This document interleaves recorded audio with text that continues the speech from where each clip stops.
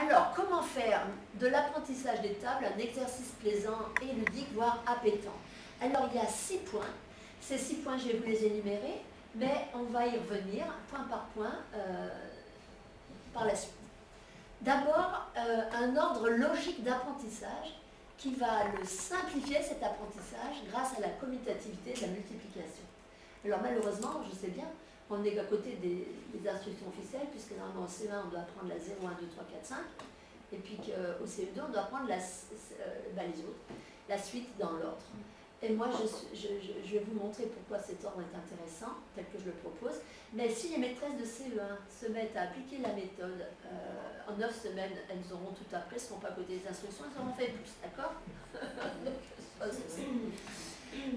Deuxième, pourquoi donc ça va être plaisant? Parce que l'enfant va manipuler. Alors cette manipulation, elle est, parce que c'est comme un jeu de cartes, donc déjà, rien que ça, c'est ludique. Et puis autre chose aussi, c'est que pendant qu'il bouge, pendant qu'il manipule, les angoisses, voilà, il est dans le jeu et il n'y a pas de peur qui s'installe. Est-ce que je vais y arriver, je ne vais pas y arriver, on joue quoi.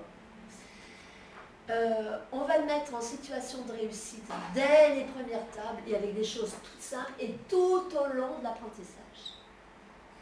On va travailler sur 3 canaux sensoriels, que ce soit les tables ou la conjugaison.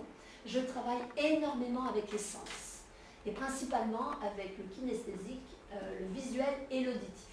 Alors évidemment, il est de bon ton dans les discussions salon de dire je suis plutôt ci, je suis plutôt ça, mais en fait, si tu travailles avec un canal, voilà, tu vas faire un différentiel très, très petit, puisque tu es déjà bon dans ce canal. Kinesthésique, ça veut dire quoi? La manipulation, le geste, de toucher. Ouais. Donc, voilà, c'est très aidant. 5e point, on va donner du sens. Multiplier, qu'est-ce que ça veut dire? Et ça, dès le début. Et puis, on va commencer très vite à donner des astuces. Alors, rien que le mot astuce, les enfants adorent. Ils adorent les ficelles, les astuces. Et à partir du moment où on est créatif, bien, ils vont devenir créatifs à leur tour. Et eux-mêmes, ils vont découvrir des astuces. Alors surtout, si vous trouvez une astuce qui n'est pas dans le livre, prenez-la, parce que leur astuce est forcément le meilleur, puisqu'ils l'ont élaborée, ils l'ont déjà en eux, et ils vont réussir avec. Et puis, depuis le début, parce que les enfants vont apprendre une table, ils vont très bien se débrouiller avec. Quand ils en auront déjà appris 2, 3, ils vont commencer à prendre peur de faire la cafouille avec tous ceux qu'ils ont appris avant.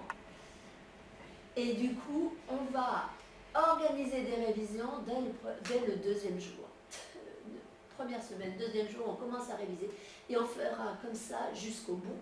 Ça fait que, au fur et à mesure de l'apprentissage, on ajoute des facteurs aux facteurs qu'on possède déjà.